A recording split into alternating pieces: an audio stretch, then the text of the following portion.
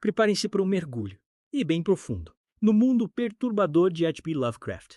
Já se sentiram, assim, sobrecarregados pela, sei lá, vida real? Uhum. Quer dizer, Lovecraft leva essa ideia de fuga da realidade a um nível totalmente novo e bem mais sombrio, devo avisar. Hoje vamos explorar o que torna o terror dele tão único, tão visceral. E vocês nos deram material fascinante para trabalhar, hein? Principalmente esses trechos do livro do Michel Houellebecq sobre ele. O interessante é que a filosofia central do Lovecraft, ela meio que permeia toda a obra dele, né? A vida sem sentido, o horror cósmico reina supremo.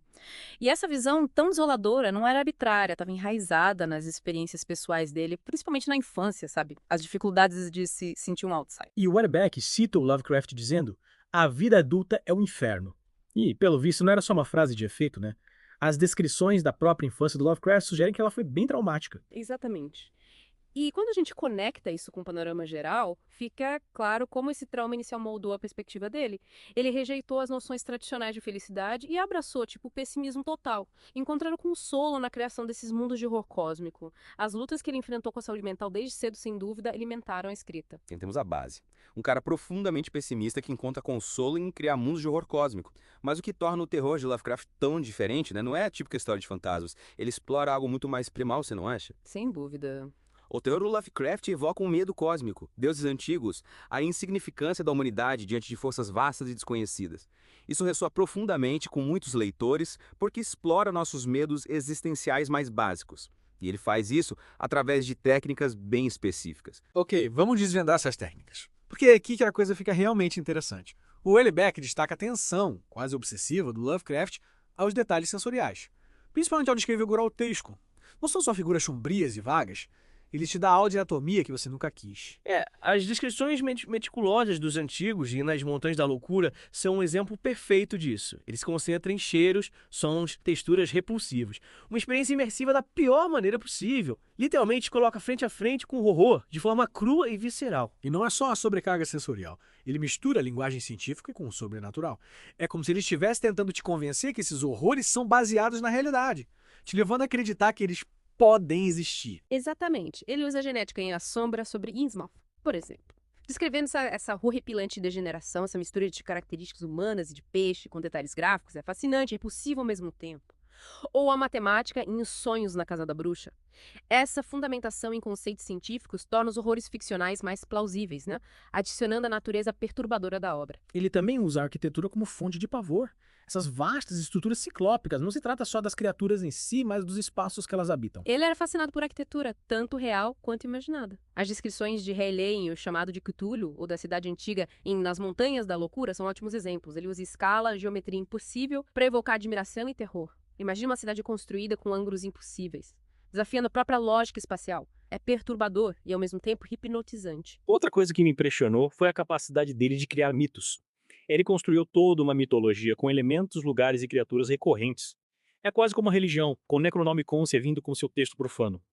Não à toa que o trabalho dele continua inspirando outros criadores em diferentes mídias, né? Arte, música, jogos. O fascinante é que a obra do Lovecraft funciona quase como um ritual.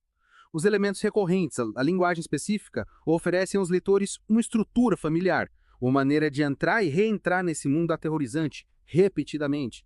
Fornece uma estrutura para vivenciar o horror cósmico de forma controlada, como um guia para o abismo. Falamos da infância de Lovecraft, sua abordagem única ao horror, o poder dos seus mitos.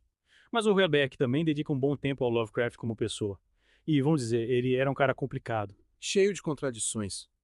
Ele tinha esse comportamento meio aristocrático, desprezo pelo comercialismo e visões, digamos, complexas sobre raça. Ele admirava os puritanos e lutava para se adaptar à vida moderna. Seu tempo na cidade de Nova York parece ter sido um ponto de virada. O Houellebecq sugere que as ansiedades raciais do Lovecraft alimentaram algumas das suas imagens mais poderosas, especialmente o ódio dele pelo caldeirão de Nova York. É perturbador como os preconceitos pessoais dele se infiltraram na escrita, moldando a visão de um mundo em declínio, dominado por aqueles que ele considerava inferiores. Isso levanta uma questão importante. Como a gente reconcilia a arte com o artista? As crenças do Lovecraft eram repreensíveis, mas também eram um reflexo da sociedade da época. Podemos reconhecer os aspectos problemáticos do trabalho dele e, ao mesmo tempo, apreciar o impacto inegável que ele teve na literatura de horror. Ele foi incrivelmente prolífico, né? Escreveu milhares de cartas além da ficção. Ele até colaborou com outros escritores. No entanto, ele nunca pareceu alcançar o reconhecimento mainstream durante a vida. É quase como se ele estivesse escrevendo para um público que ainda não existia. A dedicação dele ao ofício, apesar das lutas pessoais, da falta de sucesso comercial, fala muito sobre o poder da visão dele. Ele não estava escrevendo por fama ou fortuna. Ele era movido por essa necessidade de expressar a visão de mundo dele, única e aterrorizante. E é uma prova do poder duradouro da obra que ele tem tantos seguidores hoje, né? Muito depois da sua morte. Bem-vindos de volta ao nosso mergulho profundo no mundo de H.P. Lovecraft. Da última vez, a gente meio que estabeleceu que ele era um indivíduo, digamos, complexo, profundamente perfeito, e cujas ansiedades pessoais meio que alimentaram, né, o estilo único de horror dele. Agora, acho que é hora da gente mergulhar em como ele construiu esses mundos de pavor cósmico. O Houellebecq chama a obra de Lovecraft de uma gigantesca máquina de sonhos. Uma máquina que, para ser franco, produz pesadelos bem perturbadores. Mas eu tenho razão, acho que está na hora da gente olhar para a mecânica dessa máquina, como ele nos puxa para dentro, como ele nos faz acreditar nesses seres impossíveis, nessas realidades aterrorizantes. Uma das coisas que diferencia Lovecraft é a rejeição deliberada dele ao que o Houellebecq chama de realismo. Ele não estava interessado nos detalhes, tipo, mundanos da vida cotidiana, em criar personagens ou situações relacionáveis. Você não vai encontrar dramas familiares emocionantes ou comentários sociais perspicazes nas histórias do Lovecraft.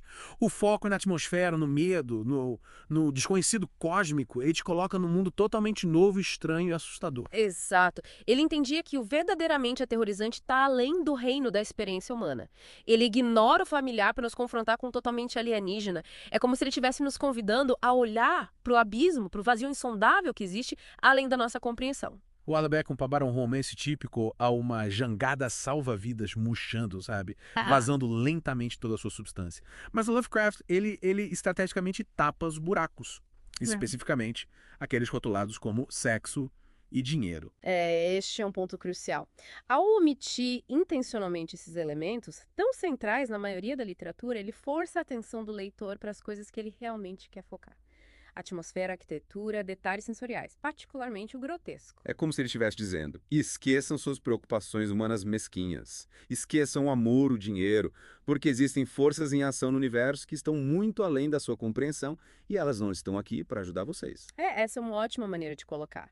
E o efeito é incrivelmente poderoso. Ao restringir a narrativa dessa forma, ele cria uma pressão intensa, que explode nessas descrições incríveis, muitas vezes repulsivas. É como se ele estivesse concentrando toda a energia da narrativa nesses pontos específicos, criando uma experiência sensorial avassaladora. Ele não se esquiva do nojento. Na verdade, ele abraça. Os cheiros, os sons, as texturas.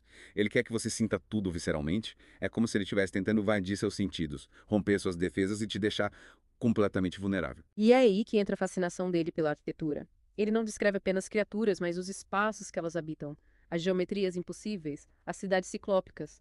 Pense em estruturas colossais, construídas com ângulos e proporções que desafiam a lógica e a sanidade. O Houellebecq até sugere que Lovecraft era um arquiteto por natureza. A escrita dele é repleta dessas descrições incrivelmente detalhadas de edifícios, tanto reais quanto imaginários. Ele te transporta para esses lugares, te faz sentir a imensidão, a opressão, o medo. A descrição da cidade antiga e nas montanhas da loucura é um ótimo exemplo. É tão detalhada, tão meticulosamente renderizada, que você quase pode se sentir caminhando por aqueles corredores alienígenas. É como se a própria arquitetura fosse uma manifestação do horror cósmico. Uma entidade opressiva, insana. E não se trata apenas do visual. Ele também presta muita atenção ao som. Aqueles passos mórbidos e multitudinários de coisas invisíveis. Só de pensar nisso, me arrepio. Ele cria uma paisagem sonora do terror, te envolvendo em uma teia de sons perturbadores. Ele tinha um ouvido apurado para o perturbador. Para aqueles sons que fazem sua pele arrepiar. O sugar, o bater de asas, o chiar. Ele usa o som para construir tensão, criar uma atmosfera de medo penetrante. Ele te coloca em estado de alerta constante, esperando o próximo ataque, a próxima revelação horrível. É como se ele estivesse tentando atacar seus sentidos de todos os ângulos. Ele quer derrubar suas defesas, te tornar vulnerável aos horrores cósmicos que se escondem além da realidade. Ele quer que você experimente o terror em sua forma mais pura, mais visceral. Ele não para por aí. Ele vai ainda mais longe, incorporando elementos da ciência, da matemática, no trabalho dele. Ele era fascinado pela ideia de um delírio total, uma ruptura completa com a realidade. Ele te leva para um lugar onde as leis da física, da lógica não se aplicam. Um lugar onde o próprio tecido da realidade se desfaz. Ele usa de tudo, desde genética, paleontologia, até linguística, geometria não euclidiana. É como se ele estivesse tentando criar uma nova linguagem. uma linguagem que possa expressar o verdadeiramente indizível. Ele quer te mostrar que existem coisas além da nossa compreensão, coisas que desafiam a própria estrutura da nossa realidade. O uso da genética em A Sombra sobre Innsmouth é um excelente exemplo. Ele descreve esse processo horrível de degeneração, essa mistura de características humanas e de peixe, com detalhes, tão gráficos, fascinante e repulsivo ao mesmo tempo. Ele te mostra a fragilidade da forma humana, a facilidade com que ela pode ser distorcida, corrompida por forças além do nosso controle. E, em Os Sonhos, na Casa da Bruxa, ele usa a geometria não euclidiana para descrever a arquitetura da Casa da Bruxa. É como uma versão de Pesadelo de M.C. Escher, onde ângulos, dimensões se distorcem, se contorcem de maneiras impossíveis. Ele cria espaços que desafiam nossa percepção, nossa lógica, nossa sanidade. Essa mistura de ciência e sobrenatural é a chave para o horror de Lovecraft. Dá ao trabalho dele um verniz de plausibilidade, tornando ainda mais perturbador. Ele não está só te contando uma história, ele está quase tentando te convencer de uma verdade horrível. Ele quer que você questione tudo o que você pensa que sabe sobre o universo, sobre a realidade, sobre você mesmo. É como se ele estivesse dizendo, olha, isso é o que está sobre a superfície da realidade e não é bonito. Na verdade, é absolutamente aterrorizante. Ele te mostra que o mundo que você conhece, o mundo seguro e ordenado que você acredita ser real, é apenas uma ilusão frágil. Uma máscara que esconde o verdadeiro horror que se esconde por baixo. E essa é a genialidade de Lovecraft. Ele explora esses medos primordiais que jazem adormecidos dentro de nós. O medo do desconhecido, o medo da vastidão do universo, o medo da nossa própria insignificância diante de forças cósmicas que a gente nem consegue começar a compreender. E ele faz tudo isso sem nunca recorrer a emoções baratas ou sustos repentinos. Ele constrói a tensão lentamente, meticulosamente, como um mestre artesão, até a revelação final horrível. Ele te leva em uma jornada lenta e agonizante para o coração das trevas, te preparando para o inevitável confronto com o horror. Ele não te dá respostas fáceis ou finais felizes. Ele te deixa com uma sensação de desconforto, uma sensação persistente que algo está profundamente errado com o universo. E que nós somos apenas peões num jogo cósmico que nem podemos começar a entender. Ele te força a confrontar o absurdo da existência, a falta de sentido, a crueldade indiferente do cosmos. Ufa, essa exploração da obra do Lovecraft tem sido, digamos, uma jornada e tanto, né? Vimos o brilhantismo dele, o domínio da linguagem, a construção da atmosfera, mas também encaramos a escuridão, os preconceitos, os medos mais profundos dele. E agora, nessa parte final, eu queria tocar em algo que o Houellebecq menciona. Algo que pode parecer contraditório. O estranho apelo de Lovecraft. A capacidade dele de oferecer, uma espécie de conforto, mesmo em meio a todo esse horror cósmico. No cara que basicamente disse, a vida não tem sentido, o universo é um lugar frio, indiferente, e existem seres ancestrais com tentáculos só esperando para nos devorar. Não sei se entendi bem. Vamos destrinchar essa ideia. Lembra que a gente começou essa imersão falando sobre escapar da realidade? Pois é. A obra do Lovecraft ela oferece uma forma, digamos, radical de escape. Ele pega nossas ansiedades, preocupações cotidianas e joga tudo num liquidificador cósmico. Em vez de a gente se preocupar em pagar as contas, encontrar um emprego, a gente pode se preocupar em ser devorado por Cthulhu, né? É uma maneira interessante de ver as coisas. Mas é mais do que só uma distração. A obra do Lovecraft ela nos confronta com o horror final, a falta de sentido definitiva da existência. E ao fazer isso, paradoxalmente, pode fazer com que nossos próprios problemas pareçam menores, menos significativos. Então, como aquele ditado, né? Se você está passando pelo inferno, continua andando. O Lovecraft simplesmente nos joga direto nas chamas. Exatamente. Ele nos força a confrontar o abismo, a reconhecer a fragilidade da existência humana, a vastidão do desconhecido. E às vezes essa pode ser uma experiência, digamos, estranhamente libertadora. É como se ele estivesse dizendo, ei, seus problemas podem parecer grandes, mas no grande esquema das coisas, eles não são nada comparados aos horrores cósmicos que existem por aí. É um tipo de conforto sombrio, mas ainda assim um conforto. Lembre-se que o próprio Lovecraft era um indivíduo profundamente infeliz, isolado.